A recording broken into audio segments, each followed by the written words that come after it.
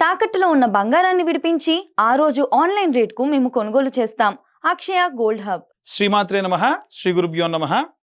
December నెలలో 1వ తారీఖు నుండి 31వ తారీఖు వరకు కూడా ద్వాదశ రాశులకి కూడా ఎలా ఉండబోతుంది, ముఖ్యంగా గురు తిరోగమనం అప్పటి వరకు శుక్రుడు తన స్వక్షేత్రంలో నుంచి ఈ యొక్క వృశ్చికంలోకి ప్రవేశించడం, కుజుడు కూడా డిసెంబర్ 8, 9 తారీఖుల తర్వాతకి వృశ్చిక రాశి నుండి ధనుస్సులోకి ప్రవేశించడం, అప్పటి వరకు శుక్రుడు స్వక్షేత్రంలో ఉన్న కారణం చేత అది మాలవ్య యోగంగా, అలాగే కుజుడు గనక తన స్వక్షేత్రంలో ఉంటే రుచక యోగం ఉన్నటువంటివన్నీ కూడా 7, 8 తారీఖుల వరకు మాత్రమే యోగిస్తూ ఉన్నాయి.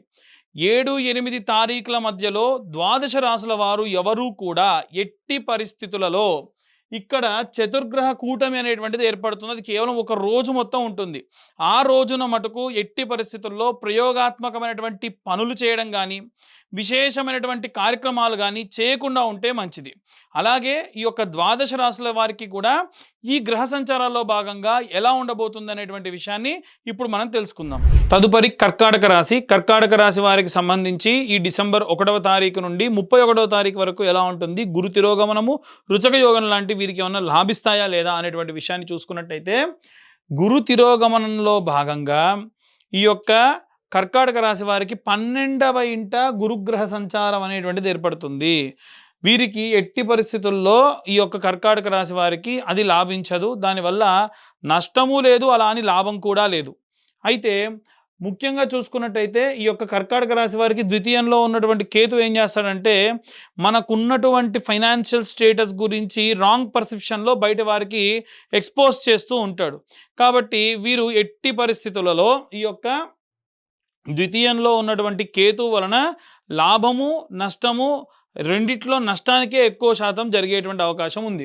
అలాగే చతుర్థంలో ఉన్నటువంటి బుధగ్రహ సంచారము కుటుంబంలో ఉన్నటువంటి మీ యొక్క తల్లిగారి యొక్క తరపు నుండి, అంటే మాతృమూలధన యోగం అనేటువంటి ఒక యోగం ఉంది. ఈ యోగము 4వ స్థానంలో గనక ఏవైనా శుభగ్రహ సంచారం చేసినా, సౌమ్యగ్రహ సంచారం చేసినా, దాని వలన మీ యొక్క తల్లిగారి యొక్క ఆరోగ్యము, తల్లిగారి నుండి మీకు వచ్చేటువంటివి ఏవైనా సరే మంచి సత్ఫలితాలు కలిగేటువంటి అవకాశం కూడా కనిపిస్తుంది. పంచమ స్థానంలో సూర్యుడు, శుక్రుడు, కుజగ్రహ సంచారం చేయడం వలన వీరు ఏవైతే నిర్ణయాలు తీసుకుంటారో వివాహ సంబంధితమైనటువంటి విషయాల్లో, అంటే ప్రేమించి వివాహం చేసుకోవాలి లేదా ఎంగేజ్మెంట్ అయిన తర్వాతకి మీరు మాట్లాడేటప్పుడు చాలా జాగ్రత్తగా మాట్లాడండి. ఏదైనా సరే అది రాంగ్ పర్సెప్షన్లోకి వెళ్ళే అవకాశం ఉంటుంది. మీరు ఒకటి చెప్తే వారు ఇంకోటి అర్థం చేసుకోవచ్చు. ఎందుకంటే చూడండి, ఇక్కడ సూర్యుడు, శుక్రుడు, కుజుడు, 8వ తారీఖు తర్వాతకి బుధుడు కూడా ఈ యొక్క వృశ్చికంలోకి సంచారం చేస్తూ ఉంటాడు. ఈ యొక్క పంచమ స్థానం ఏదైతే ఉందో అది వైవాహిక జీవితానికి ముడిపడి ఉన్నటువంటి వారు, ఎంగేజ్మెంట్ అయిన వాళ్ళు, ప్రేమించి వివాహం చేసుకోవాలనుకునేటువంటి వారికి బ్రేకప్ అయ్యేటువంటి ఛాన్సెస్ ఉంటుంది. సో అనవసరమైనటువంటి వాదన మాటలు మీ మధ్యలోకి రాకుండా ఉంటే సరిపోతుంది. అలాగే ఈ యొక్క కర్కాటక రాశి వారికి సంబంధించి అష్టమంలో ఉన్నటువంటి రాహుగ్రహ సంచారం వలన ఏదైనా సరే పరివర్తన సంబంధిత యోగం అనేటువంటిది అష్టమ స్థానం నందు ఉంటుంది. పరివర్తన అనేటువంటిది అంటే మీరు ఏదైనా ఇల్లు మారాలనుకుంటున్నారు అనుకోండి, ఇల్లు కొనాలనుకుంటున్నారు అనుకోండి, వారు ఎట్టి పరిస్థితుల్లో మీ స్నేహితులు ఎవరు అవే ఏముందండి ఆ ఇల్లు కొనడం అంత మంచిది కాదు అని తప్పుగా మీకు మెసేజ్ చేస్తారు. దానివల్ల మీరు తీసుకోవాలనుకున్నటువంటి ఆ ఇల్లు కొనకపోవడము, లేదా ఏదైనా వాహనం కొనాలంటే కొనకపోవడము, లేదా మీరు ఆఫీస్ మారాలనుకున్న వాళ్ళు మారకపోవడము, ఉద్యోగంలో ప్రమోషన్ వస్తుందని ఇక్కడే ఉండి వేరే జాబ్ ఆఫర్స్ వచ్చినా వెళ్ళకపోవడము, దీనివల్ల నష్టం వచ్చింది మాకు అని తర్వాత బాధపడడం జరుగుతుంది. నవమ స్థానంలో ఉన్నటువంటి శనిగ్రహ సంచారం వలన ఈ యొక్క కర్కాటక రాశి వారికి సంబంధించి 9th హౌస్లో ఉన్నటువంటి శని ఎప్పుడూ కూడా లాభిస్తాడు. కానీ శని చండాల యోగం నడుస్తున్న కారణం చేత మీరు ఏవైనా సరే దైవికమైనటువంటి హోమాలు, యాగములు, పూజలు చేసేయడం కానీ, తీర్థయాత్రలు చేసేటువంటి పరిస్థితుల్లో ఎక్కువ శాతం అవకాశం ఉంది. ఓవరాల్గా చూసుకుంటే ఈ యొక్క కర్కాటక రాశి వారికి సంబంధించి చాలా మంచి సత్ఫలితాలే గోచరిస్తూ ఉన్నాయి. ఇవన్నీ కూడా గోచార రీత్యా చెబుతున్న విషయములు. మీ జాతకం పర్సనల్‌గా మీ పేరు, date of birth, time, place ఉంటే ఇంకా డీటెయిల్‌గా మనం జాతకం గురించి మాట్లాడొచ్చు. అలా జాతకం గురించి మాట్లాడినప్పుడు మీకు అష్టక వర్గ, నవాంశ, దశ, అంతర్దశ, అలాగే 16 భావచక్రములు, మీ తిథి, వార, నక్షత్ర యోగ కరణాలని బట్టి మీ యొక్క జాతకం ఎలా ఉంటుంది, అలాగే ఏ రెమెడీస్ తీసుకోవాలి, ఏ మంత్రం చదవాలి అనేటువంటి విషయాన్ని డీటెయిల్డ్‌గా మీకు 60, 70 పేజీల్లో జాతకం ఇవ్వడం జరుగుతుంది. ఆ జాతకానికి గాను నాకు ఒక రోజు సమయం పడుతుంది.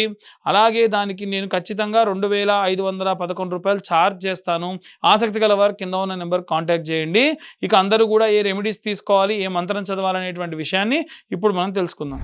ఇప్పటి వరకు మనం ఈ రాశి వారికి సంబంధించి డిసెంబర్ నెలలో ఉన్న గ్రహచారాల్ని బట్టి, తిథి, వార, నక్షత్ర యోగ కరణాలని బట్టి మనం జాతకాన్ని విడివిడిగా చెప్పడం జరుగుతుందని చెప్పుకున్నాము. కానీ ఇప్పుడున్నటువంటి పరిస్థితుల్లో వీరు ఏ మంత్రం చదవాలి ఈ డిసెంబర్ నెలలో అనేటువంటిది ఇప్పుడు మనం తెలుసుకుందాం. ముఖ్యంగా అండి, ఈ వీడియో చూస్తున్న వాళ్ళు దయచేసి వీడియో అలా చూస్తున్నారు తప్ప మేము చెప్పేటువంటి మ్యాటర్ ఇన్ఫర్మేటివ్గా ఉంటే దయచేసి లైక్ చేయండి. వీలైతే ఇన్ఫర్మేటివ్గా ఉండి ఇంకొంతమందికి షేర్ చేయండి. కాస్త దానివల్ల మాకు ఎంకరేజ్ చేసిన వాళ్ళు అవుతారు. అయితే ఇప్పుడు నేను చెప్పే రెమెడీ అందరూ కూడా పాటించండి. మంత్రం ఏం చదవాలి అనేటువంటిది నేను ఆఖరిలో చెప్తాను. ఇప్పుడు ఆ రెమెడీస్ ఏంటంటే, మీ దగ్గరలో ఉన్న నవగ్రహ దేవాలయానికి వెళ్ళిపోండి. నిత్యము కూడా ఒక ధాన్యం, ఒక పిరికెడు ధాన్యం తీసుకొని వెళ్ళాలి. అది ఏ ధాన్యం తీసుకెళ్ళాలి అనేటువంటిది ఇప్పుడు తెలుసుకుందాం.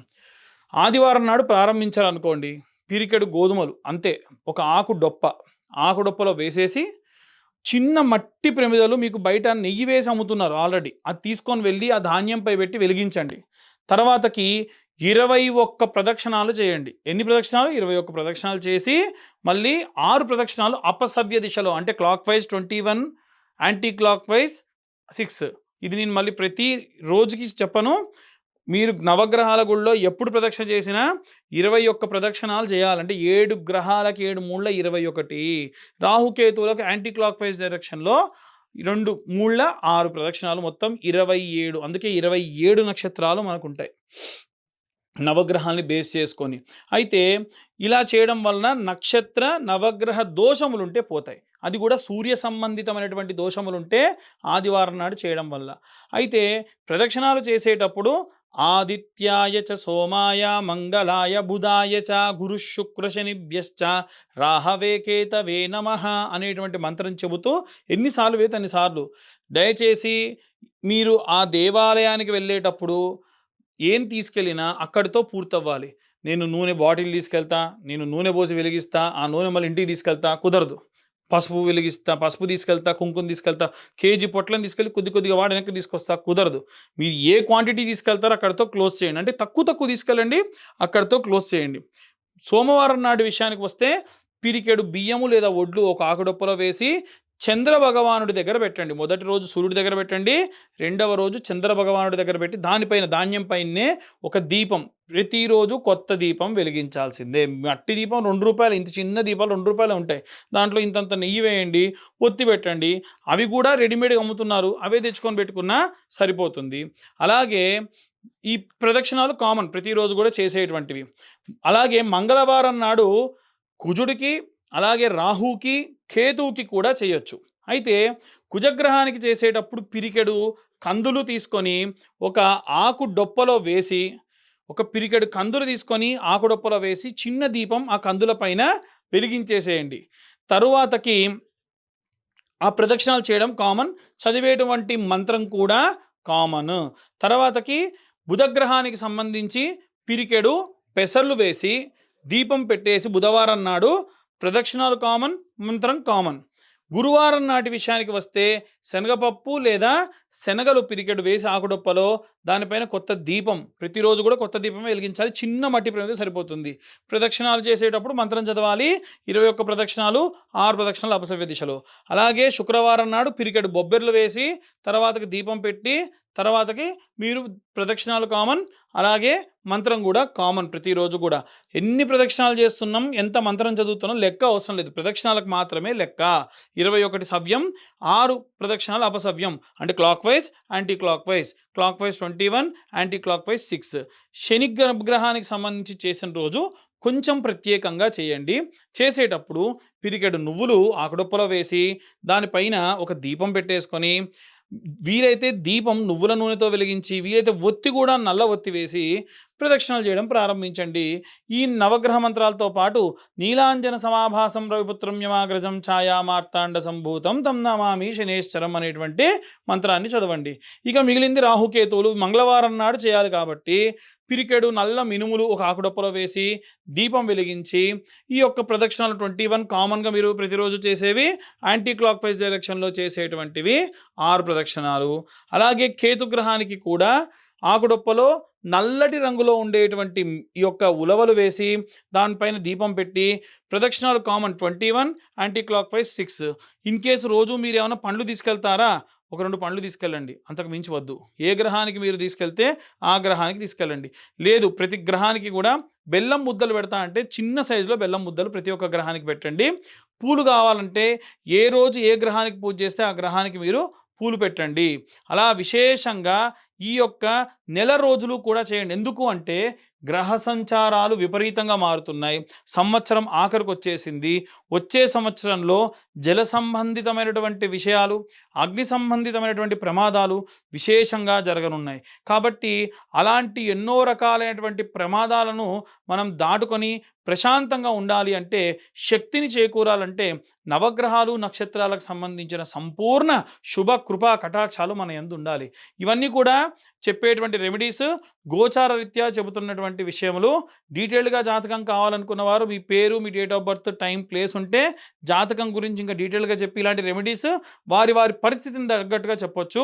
దానికి కాను 2511 రూపాయలు ఛార్జ్ చేయడం జరుగుతుంది. కాబట్టి మనకు 2026వ సంవత్సరం ఎలా ఉండబోతుంది, ఎవరైనా ప్రముఖులు గతించబోతూ ఉన్నారా, అలాగే ఎలాంటి ప్రమాదాలు జరగబోతూ ఉన్నాయి అనేటువంటి విషయాలుతో మీ ముందుకు వస్తాను. సర్వే జనా సుఖినో భవంతు. స్వస్తి.